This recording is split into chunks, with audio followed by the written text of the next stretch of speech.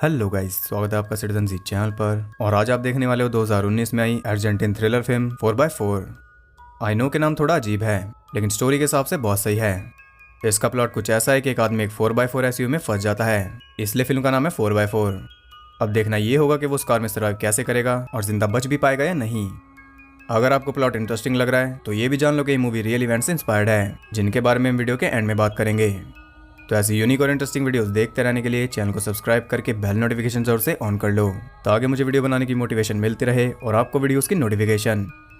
Movie का plot बताकर मैंने आपको पूरी मूवी ही बता दी, फिर भी कोई गैस नहीं कर सकता कि मूवी में क्या होगा। यही इन मूवीज की खासियत होती है, हम देखना चाहते हैं कि इनमें आखिर दिखाया क्या जाएगा। तो अब ज़्यादा देर ना करते हुए जल्दी स्टोरी स्टार्ट करते हैं।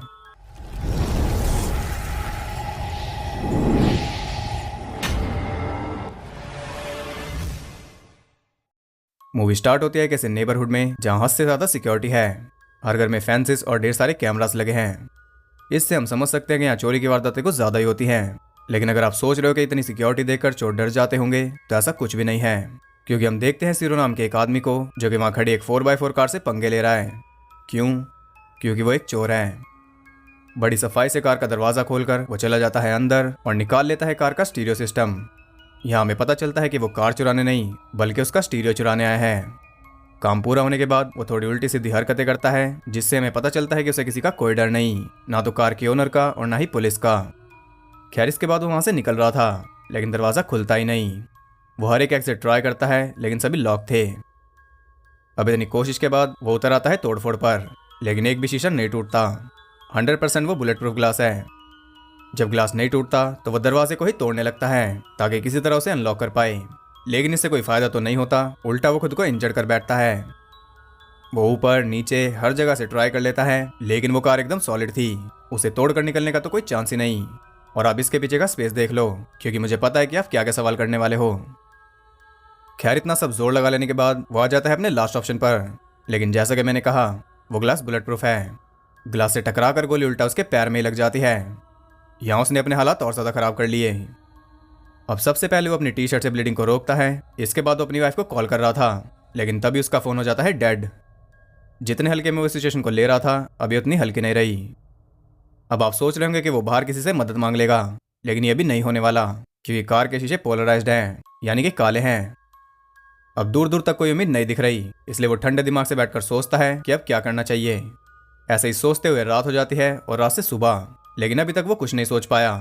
हैरानी वाली बात यह है कि अभी तक उस कार का ओनर भी नहीं आया। क्या उसे अपनी कार की चिंता नहीं? अब ना तो सिरो के पास खाना है और ना ही पानी, ऊपर से उसे गोली भी लगी हुई है।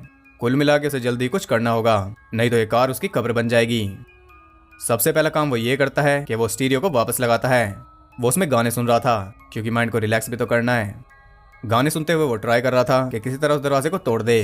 तभी अचानक उस कार में किसी की कॉल आती है, और वो कॉल थी कार के ओनर की। सीरो से आंसर करता है और वो ओनर बताता है कि उसका नाम एनरिक है और वो है एक डॉक्टर।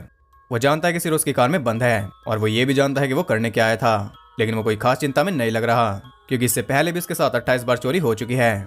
बल्कि चिंता तो सीरो को करनी चाहिए। एनरिक बताता है कि कार में एक सिक्योरिटी सिस्टम है जो कि सीरो ने गलती से ट्रिगर कर दिया उस स्टीरियो को निकालते वक्त। अब वो कार पूरी तरह लॉक हो चुकी है। वो पोलराइज्ड है, बुलेट प्रूफ है और साउंड प्रूफ भी, यानी कि अगर सीरो अंदर चिल्ला चिल्ला कर मर भी जाए तब भी बाहर किसी को पता नहीं चलेगा। ये कार सच में उसकी कब्र बनने वाली है, क्योंकि एनरिक अपने फोन के थ्रू उस कार को कंट्रोल कर सकता है। इतना सब सुनकर सीरो उसके ऊपर चिल्लाने लगता है, और यही तो उसे नहीं करना था। एनरिक फोन काट देता है, और फोन काटते उसने स्टार्ट कर दिया था एसी, वो भी फुल पावर पर। अब सीरो की हालत खराब होने लगी थी, इसलिए सबसे पहले तो अपनी टी शर्ट को पहन लेता है और अपने वाउंड पर बांधता है अपनी फटी जींस का टुकड़ा।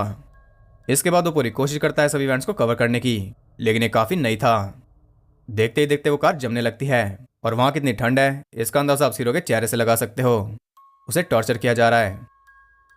काफी देर बाद एसी बंद होता है और सीरो लेता है रात की सांस, लेकिन तभी एनरिक का फोन आ जाता है। वो सीरो से पूछता है कि अगर उसका बेटा चोरी करता पकड़ा जाए तो वो क्या करेगा। ये सवाल उसने इसलिए पूछा क्योंकि सीरो का सच में एक बेटा है, प्लस सही जवाब के बदले में सीरो को पानी मिलेगा। वो कहता है कि मैं उसे पुलिस के पास ले जाऊंगा, लेकिन एनरिक कहता है कि ये गलत जवाब है। ना उसे पुलिस सुधार सकती है और ना कोई जज, सिर्फ तुम ही ऐसा एग्जाम्पल सेट कर सकते हो जिससे वो सुधर जाए। अब बात तो उसकी एकदम सही है, और हम ये भी जानते हैं कि सिर्फ अपने बेटे के लिए क्या एग्जाम्पल सेट कर रहा है। एनरिक की बातों से लगता है कि वो पुलिस और क्रिमिनल्स दोनों से ही परेशान है। हो भी क्यों ना, उसे 28 बार लूटा जो गया है। अब ये बड़ी ध्यान देने वाली बात है, ऐसा क्या चोरों को पुलिस का जरा भी डर नहीं। एग्जाम्पल आपके सामने ही है। सिरो भी दिन दहाड़े किसी की कार में घुस गया और वो कितना डरा हुआ था वो भी हमने देख लिया था। अब क्योंकि सिरो ने गलत जवाब दिया, इसलिए ना तो उसे पानी मिलता है और ना ही आज़ादी। वो आराम से बैठकर बाहर घूम रहे लोगों को देख रहा था। तभी वहां आती है एक पुलिस कार। उसमें से निकलता एक ऑफिसर जो कि काफी अच्छे से कार को देख रहा था। यहाँ पर सिरो को कुछ होप मिली थी, लेकिन उसकी उम्मीद पर पानी फेरते हुए वो ऑफिसर चला जाता है कार के ऊपर चालान रखकर। गैस करो कि चालान किस चीज का है? काले शीशों का। कुछ ही देर बाद बारिश शुरू हो जाती है और आयरनी देखिए, बाहर पानी बरस रहा है और सिरो अंदर प्यासा मर रहा है। खैर उसके पास फिर से एनरिक का फोन आता है और इस बार वो मांगता है उसका फुल नेम और आईडी नंबर। सिरो से सब कुछ बता देता है, जिसके बदले में उसे मिलता है पानी। वो पीता है कार का वॉशिंग वाला पानी, जो कि डेफिनेटली उसे नुकसान देगा, लेकिन उसके पास कोई चॉइस नहीं। खैर ऐसे ये दिन भी बीत जाता है और अगले दिन जब एनरिक फोन करता है तो सिरो से बता देता है कि उसे गोली लगी है और उसे फीवर भी है। वो सोच रहा था कि एनरिक उसकी कुछ हेल्प करेगा क्योंकि वो एक डॉक्टर है, लेकिन हेल्प करने के बजाय वो कर देता है कार की हीट ऑन। कुछ देर बाद ही सिरो का ये हाल हो चुका था। जैसा कि मैंने कहा, उसका टॉर्चर चल रहा है। अब हीट बंद होने के बाद सिरो उस कार की मैनुअल चेक करता है, जिसमें उसके काम का कुछ भी नहीं था सिवाय पन्नों के। वो मैनुअल को ही खाना शुरू करता है क्योंकि इसके आसपास वही एक चीज है जो थोड़ी बहुत खाने लायक है। अब क्योंकि वो कागज खा रहा है इसलिए उसे प्यास भी लगेगी, और पानी के लिए उसका लास्ट ऑप्शन क्या है वो आप जानते ही हो। खैर जब वो सब में बिजी था तब वहाँ एक और चोर आता है जो कि कार में एंटर होने की कोशिश कर रहा था, जबकि कार में पहले से एक चोर बंद है। खैर उसकी किस्मत इतनी अच्छी नहीं, या कहूँ कि बुरी नहीं, क्योंकि लोग उसे पकड़ लेते हैं और उसे मार पीट कर दिया जाता है पुलिस के हवाले। लेकिन सिरो की किस्मत ऐसी कहाँ। आप देख सकते हो कि एनरिक की बात जायज़ है। इस इलाके में दुनिया भर के कैमरे लगे हैं, पुलिस भी घूमती रहती है, फिर भी दिन दहाड़े इतनी चोरियां हो रही हैं। आखिर कमी है तो है कहाँ। अगले दिन एनरिक फिर से कॉल करता है और अब तो सिरो की हिम्मत भी जवाब दे चुकी थी। बाहर निकलने के लिए वो कुछ भी करने को तैयार है, लेकिन अब वो बाहर नहीं निकलने वाला। एनरिक बताता है कि वो उसके घर गया था उसकी फैमिली से मिलने, और वो उन्हें $1,00,000 देकर आया है, ये कहकर कि सिरो की लॉटरी लग गई।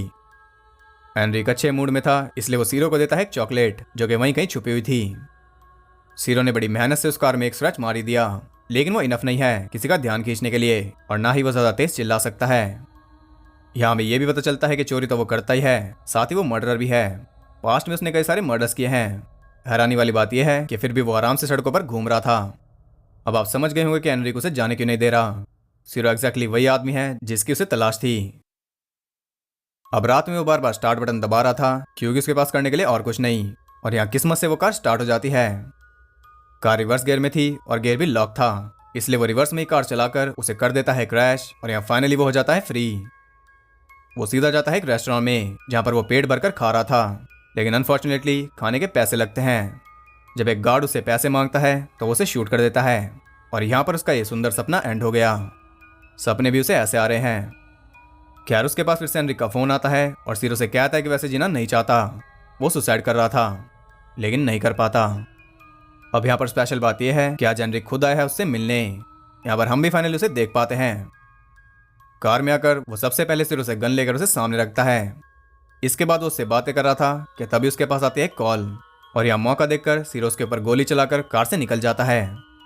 अब ये कोई सपना नहीं, वो सच में फ्री हो गया, लेकिन उसके अंदर इतनी भी ताकत नहीं बची कि वहां से निकल पाए, इसलिए वो गोली चलाकर लोगों से मदद मांग रहा था ताकि कोई तो घर से बाहर आए।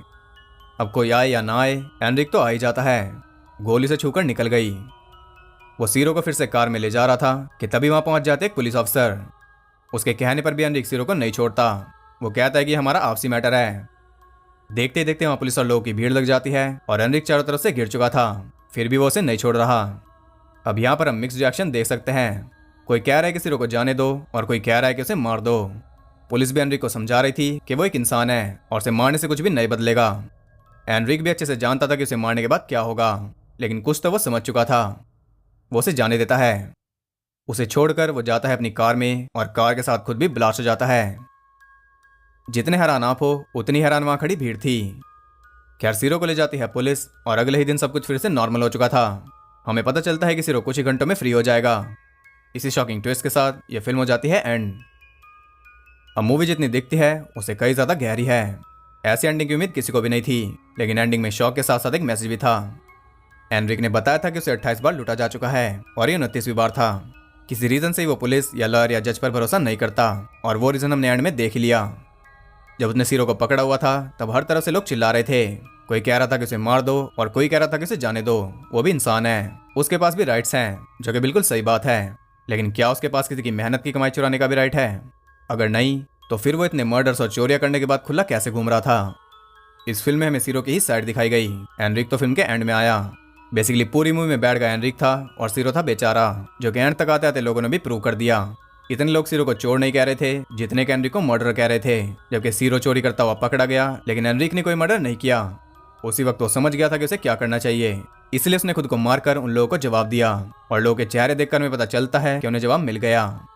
अब यहाँ ऐसा नहीं है कि एनरिक सही था, लेकिन जहां तक हम समझ पाए वो सीरो को नहीं मारने वाला था। मारना होता तो कब का मार देता, वो उसे सबक सिखा रहा था। जैसा कि उसने कहा था वो एक एग्जाम्पल सेट कर रहा था, बल्कि वो उसके पास आया भी इसलिए होगा ताकि वो उसे पुलिस के पास ले जा सके। लेकिन सीरो ने उसके ऊपर गोली चला दी और वहीं से मामला बिगड़ गया। पहले शायद उसे पुलिस के पास ले जाता और ये न्यूज टीवी में आती कि एक चोर एक कार में फंस गया था। इसके बाद कोई चोर किसी कार में घुसने से पहले 100 बार सोचता। ये एग्जाम्पल वो सेट करना चाहता था, लेकिन एंड में चोर हीरो बन गया। फिर भी एग्जाम्पल तो उसे सेट करना ही था। अब ये सब मेरी थ्योरी है, इससे आप एग्री कर भी सकते हो और नहीं भी। अब बात करते हैं इस फिल्म का आइडिया कहाँ से आया। तो ऐसा ये केस 2016 में ब्राजील में हुआ था और 2019 में अर्जेंटीना में। एक आदमी कार के अंदर गया उसे चुराने, लेकिन कार के सिक्योरिटी सिस्टम की वजह से वो अंदर ही रह गया। कार लॉक हो गई और उसके लिए बन गई एक केज। तो ये कार में फंसने वाला सारा प्लॉट वहीं से इंस्पायर है। और इस वीडियो में इतना ही। अगर आपको ये वीडियो और मेरा रेफर पसंद आए तो उसे एक लाइक और कमेंट जरूर करना, और ऐसी यूनिक और इंटरेस्टिंग वीडियोस देखते रहने के लिए चैनल को सब्सक्राइब करके बेल नोटिफिकेशन कॉल पर सेट कर लो, ताकि नोटिफिकेशन आपके फोन में एंटर हो सके। और ज़्यादा कनेक्टेड रहने के लिए आप मुझे इंस्टाग्राम पर फॉलो कर सकते हो, वहाँ आपको बहुत कुछ जानने के लिए मिल जाएगा, लिंक डिस्क्रिप्शन में है। तो मैं मिलता हूँ आपसे अगली वीडियो में, तब तक के लिए सबको बाय।